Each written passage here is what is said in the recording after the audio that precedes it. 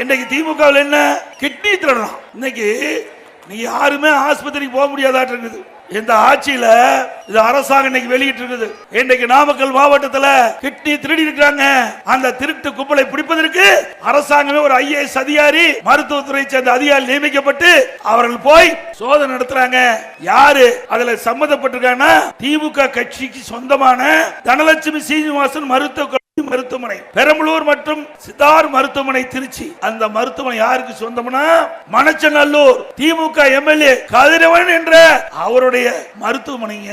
ஏங்க இவரெல்லாம் நம்பி ஓட்டு போட்டு ஜெயிக்க வச்சா உடல் இருக்கிறதெல்லாம் பாட்டு பாட்டா கட் பண்ணி எடுத்துட்டு போயிடுவாங்க. இன்னைக்கு யாருடைய மருத்துவமனை? திமுக MLA அவர்களுக்கு சார்ந்த நிறுவன மருத்துவமனையில் இருந்து கிட்னி திருடப்பட்டதாக அவர்களுடைய அறிக்கை, திமுக அரசாங்கம் கொடுக்கப்பட்ட அறிக்கை. நாம சொல்லல. இப்படிப்பட்ட ஆட்சி தேவையா? ஏழை எளிய ஒடுக்கப்பட்ட நசுக்கப்பட்ட மக்கள் அவர்களுடைய சூழ்நிலையை கருதி அவர்கள் மருத்துவமனைக்கு போனா அங்கேயே கத்திரிக்கோள் போட்டு அழகா கிட்னி எடுத்துக்கிறான், லட்சக்கணக்கில் விற்கிறான். ஆனா அந்த ஏழைக்கு குறைந்த பணம் தான் கொடுக்கிறான். இப்படிப்பட்ட அவல ஆட்சி தேவைங்களா?